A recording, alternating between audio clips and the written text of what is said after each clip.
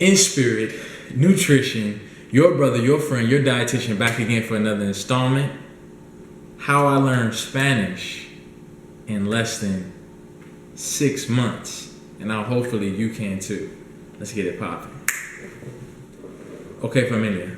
Este video es sobre cómo aprendí a hablar español en menos de 6 meses.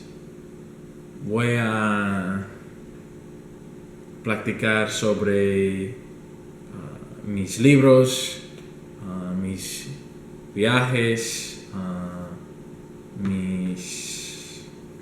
mis amigos y todo. Pero va a estar hablando en inglés. Voy a estar hablando en inglés. Lo siento. Va a ser en inglés, todo en inglés, okay? So, I learned Spanish in less than 6 months. How to speak it. I want to say this first. No hay excusas. No hay límites. Todo es posible. Nada es imposible. Solo hay posibilidades. Si crees en ti mismo. Said that firstly I want to say there's no excuses. There's no limitations. Anything is possible. Nothing is impossible. Impossible is nothing. Okay? Like Muhammad Ali said. I used to have a lot of limitations and beliefs about what I could do and what I couldn't do based off of my circumstances and my options. But you have to remove that limitation. So firstly, I would say that in order to learn Spanish in less than 6 months, you need to have a burning desire. With a burning desire, anything can be accomplished because you have a strong willpower and you're fighting to achieve something.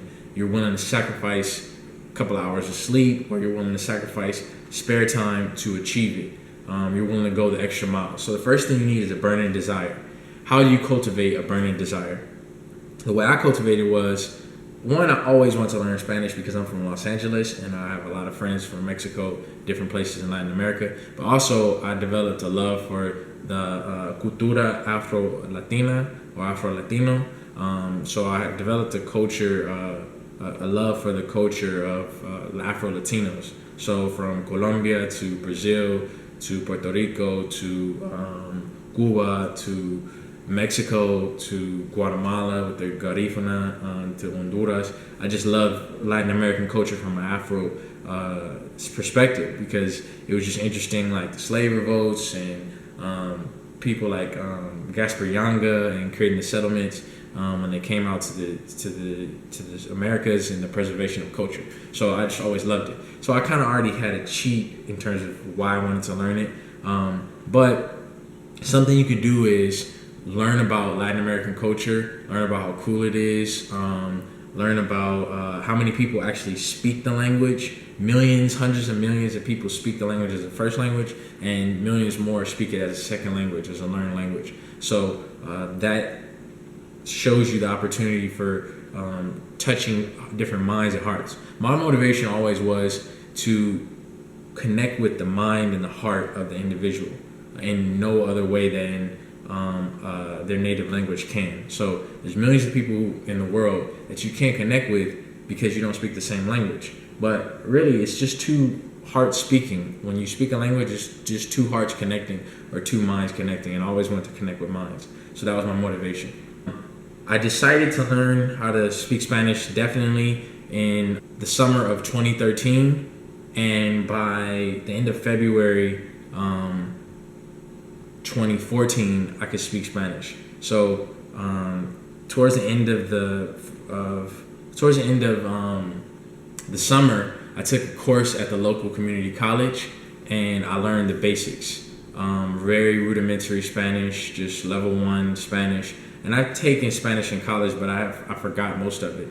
So I had to start from the beginning. But before I actually took the Spanish course at the university, I did a lot of review. So I bought books like this, Spanish English Dictionary, and I would just go to Quizlet.com, Quizlet.com. It's a flashcard application study application / website, and I will go to Spanish learnspanish.com, or is it SpanishLessons.com? I'll put up the picture and the link in the video. but I would go there and it goes throughout the grammar. And I would just go through the basic grammar and a lot of the vocabulary because I didn't want to have to be reviewing a lot of the vocabulary or behind in my Spanish class. So I got this book, Mastering Spanish Grammar, and there's a lot of resources online that are free. You can get a Spanish frequency dictionary, which is a dictionary of the Spanish language that includes words that are frequently used. Okay, so in class we use this book. Oh, this is volume 2, but we use volume 1. It's called Anda, and Anda means like walk or like, you know, move forward. Anda, like they say, andale, andale. So it's like andale, andale, like, you know, come on, go faster, move. You know what I mean? So that's andale. But anda, andar means to walk, really. But anda means, you know, walk forward, move forward. So anda, this is the book we use. Basic, I mean, it's just really simple, but you need the basics. So I took the course. Then after that, I took another course in the fall, which was a longer extended course, because in the summertime it was really short. I think it was only like 1 month or 6 weeks or something like that. And then this course, the second one, was like 4 months or something. But I didn't even finish it. I ended up leaving because I was acing everything in the class. So it was kind of like redundant. But I still took the course though. So so I took the course. But one thing that I found really, really important that I've emphasized and put a lot of energy into is learning my accent. So hay que perfeccionar el acento. Tienes que practicar tu acento. So like basically you have to practice your accent. In learning any language, specifically with Spanish, you have to learn the accent. So in a course, what I did was it was online and on the book. And when I went online, there was a course section where you have to practice your accent. And so I went over the accents on each ABC, you know, the ABCs and the numbers and all that. It breaks down how to say each letter, how to say certain letters that we don't have in English. And I really focused on that a lot, and I repeated it and repeated it and repeated it until I got a strong accent. Also, I watched Aang and the Airbender in Spanish, the last Airbender in Spanish, and you can hear the accent, you can practice it. Also listen to music in Spanish and practice it, just repeating certain phrases to get the accent down. Because if you understand the accent, then you can it increases your comprehension in terms of when you're talking to other people and listening to them and trying to comprehend them. And then also when you speak, people can understand you. Because if your accent's wrong, people can still understand you, but you sound like almost like a native speaker, and you confuse people in a good way when you speak with the great accent. It's like in English. When people have when people have a strong accent, you can't understand them really. But if you perfect the accent, then people always ask me, ¿de dónde eres? ¿Eres de Cuba? ¿Eres de Puerto Rico? ¿Eres de, ¿de dónde eres? So they always ask me where I'm from because the accent is pretty good. I mean, people can tell sometimes nowadays my accent's been falling off, but accent's key. That's all I'm trying to say. Some online resources that I use: conversationexchange.com. I went to italki.com, and I think there's another website I use. I can't remember. I think those are the main 2 websites. But on those websites, what you can do is actually find people that want to learn English that already speak Spanish fluently, and you can contact them through Skype or different methods to do online video chats. So every day after work, I would come home, and if I wasn't taking a class, I would come home, or after class, I would come home and I would actually speak to people via video chat in like Puerto Rico, Dominican Republic, República Dominicana.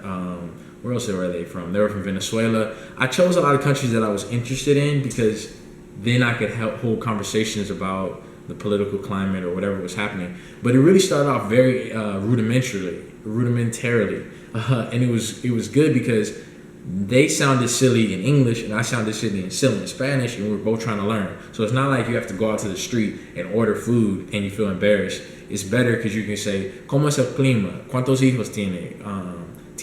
¿Cuántos hermanos tienes? How many children do you have? What's the climate like? What's the weather like? ¿Cuál es la fecha? You know what I mean? What's the date? You can just ask random questions, but the point is you're practicing Spanish. Even if you say, They'll ask you how many children do you have, or cuántos años tienes, how old are you, and you could just answer, tengo 26 años or whatever. So that was really beneficial. Another thing I used was Quizlet. Quizlet is cool because when on my way to work, I would make before on my way to work, I would make flashcards, but I would study the flashcards at home. So that's one thing I did with Quizlet. And there's also little games you can play to learn vocabulary. And then there's already some pre-made lists on Quizlet. So you can go to Quizlet and actually find pre-made lists of other people who have studied Spanish. But what's cool is that when you're driving to work, you can actually put it in your phone, put the AV cord, or what is it called? The UAV? No, I can't remember the cord. But put the cord in to your iPhone or whatever phone, and you can use the app to play the vocabulary words. I'm a very visual person, so I have like semi-photographic memory, so I remember the words from going over the digital flashcard. So while I'm driving, it could say gato and then cat, and then I just repeat it in my head and envision a cat, or I envision the spelling, and I envision the card flipping, because I'm not going to look at the car while I'm driving, so I just put it down and I listen to it. Perro, dog. Mujer, woman. Hombre, man. Amigo, friend. Aguacate, avocado. Banano, banana. And so it just brainwashes you into learning it. You can do this with phrases, you can do this with grammar and verbs, so it really helps. So that's one thing I did. And then SpanishLessons.com or LearnSpanish.com, I forgot which website it's called, but I went on there and I used that. And that is free. And you can also pay $10 a year for like extra exercises. So I did that because it's like $10 for extra exercises, and it's for the whole year. So you could use it for months, so it's not a big deal. And then I used Senor Jordan. It's this Caucasian guy. He's a Spanish teacher, and he makes YouTube videos. He's super chill. He's super legit, and it's pretty interactive because you can ask questions on his YouTube, and then he can answer. But I never asked questions because his videos were straightforward. So anytime I had some issues with certain verbs and like grammar, I went to his YouTube channel and I would watch his videos over and over. They're really good because he makes them funny and fun, and then he uses kind of like almost like a Khan Academy kind of vibe, where he like draws out the different it's like a chalkboard or blackboard, but it's like digital, and so it's in color and stuff, and it's kind of funky, and he uses examples. And so I learned from Senor Jordan, so shout out to Senor Jordan. I think those are all the digital resources that I used. Another thing that I did which was key, was practice. So on iTalk, I had to speak every day, or on Skype I spoke every day with people and that want to speak Spanish. And trust me, there's no excuse. You can live in Nebraska, you can live in Alaska, you can live in Antarctica, you can learn Spanish. Don't make excuses, because I was living in an area, I live in California, so there's people that speak it, but I didn't even speak it with people at first immediately in my environment. I use the internet, I use technology. So you have to practice everything you learn. Get on there and tell your friends, hey, I learned something new. I want to learn. I want to just practice with you. Voy a ir plus infinitive. That's a super useful grammar tool that I've been using since I learned it. Go and practice. Practice as much as possible. Don't make excuses. The final thing that helped me learn Spanish was I studied in Guatemala, Guatapeor, for 1 month.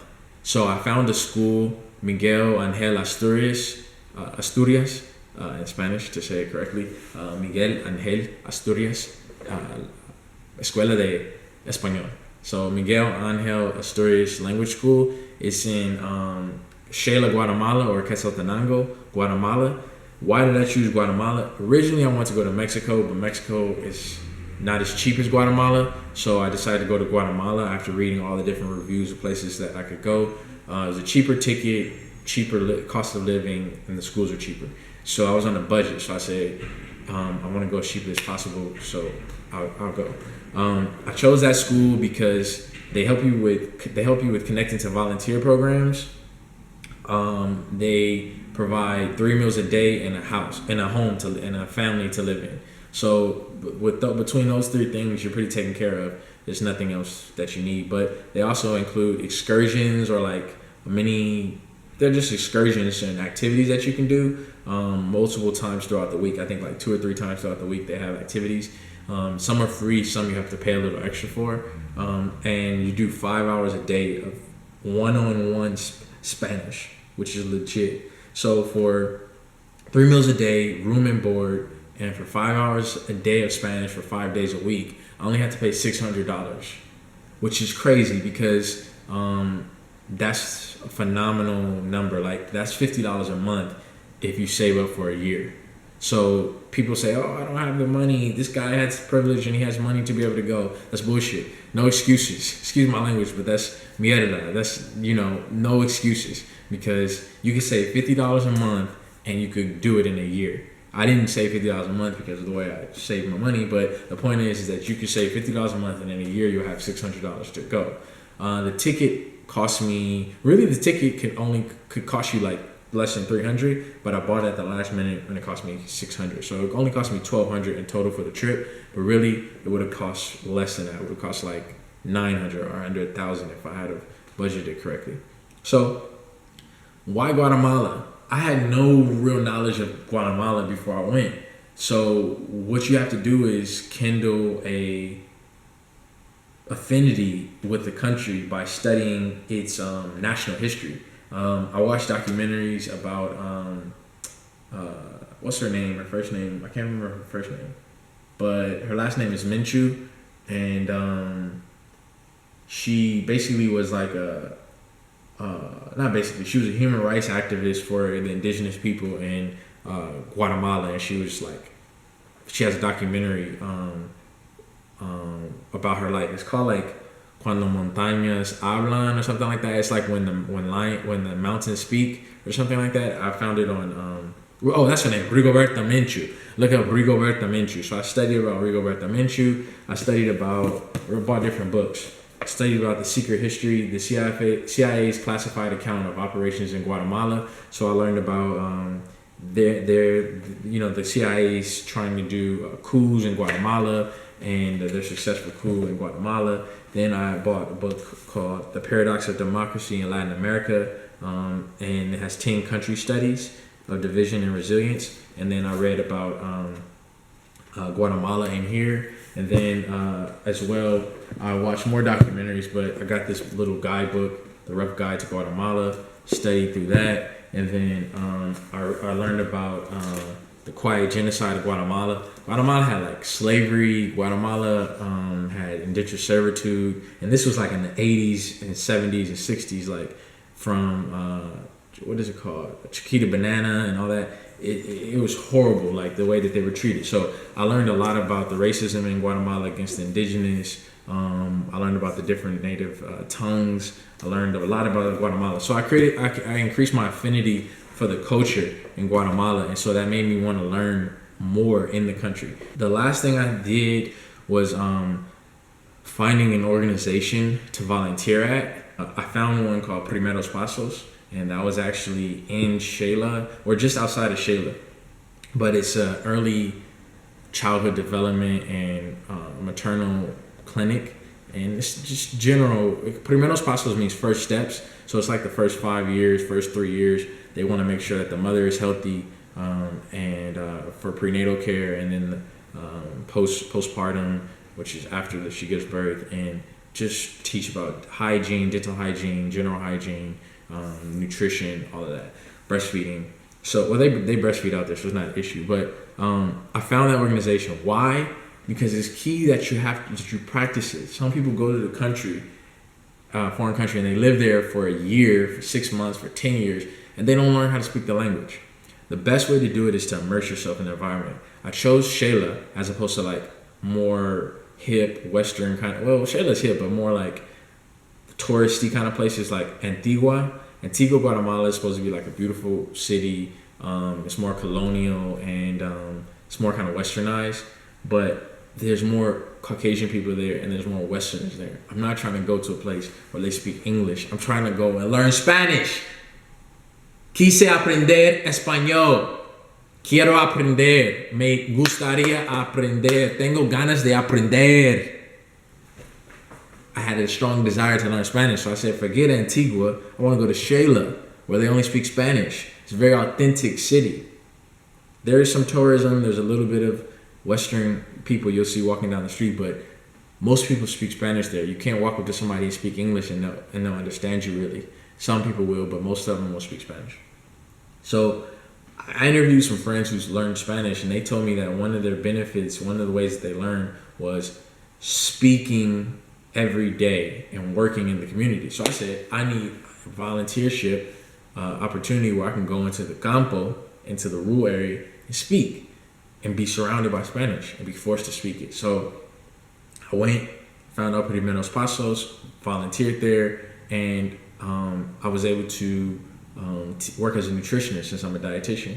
And I taught about nutrition, and I learned immensely. It was crazy because in the morning, I would wake up and go to the campo and work in the community and do projects, do boards, travel right on the back of trucks, hike up and down into valleys and up valleys and see goats and all kind of stuff, see how they're actually living out there. So I experienced the culture live firsthand.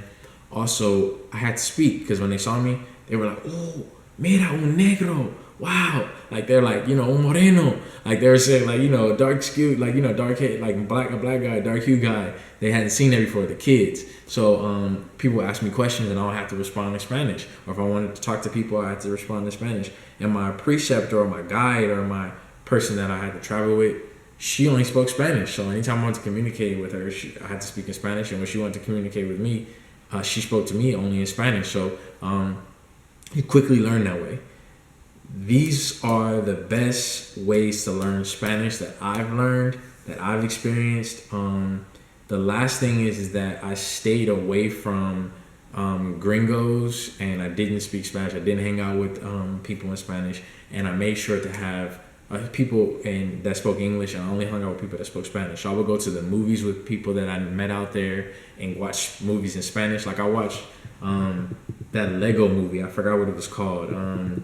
It was with Will Ferrell, but he did like a Lego movie, and it was totally in Spanish, and I didn't understand all of it, and it didn't have subtitles, so I was just like watching it, trying to figure out what they were saying. But I was dedicated, and then also I would study outside of the 5 hours. I would still study like on the weekends or when I got home. And then in addition to that, I would make sure I would have spontaneous, extemporaneous conversations in Spanish. So I would make sure every day I would go out to a cafe. What if I went out dancing? I would talk to girls in Spanish and just extemporaneously talk to them in Spanish.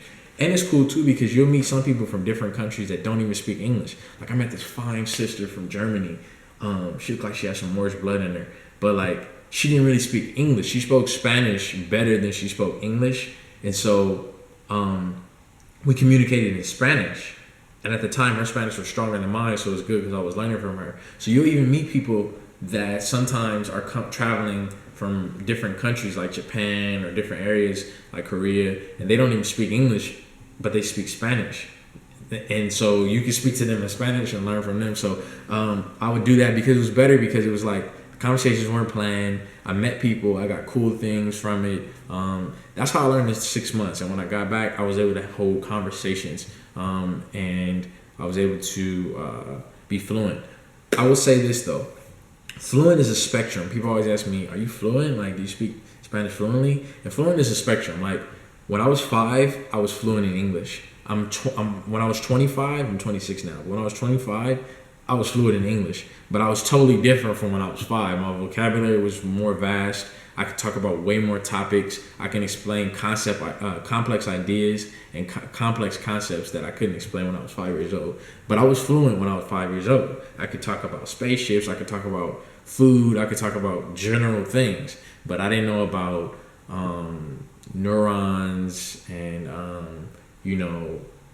I don't know. I didn't know about a lot of things, and I couldn't discuss certain things when I was 5 years old. So I'm not fluent like a Hispanohablante nativo, like a native Spanish speaker, but I can hold conversations, and I can hold conversations when I got back from Guatemala. So I think that becoming fluent in less than 6 months is definitely possible for anybody if you use the methods that I described.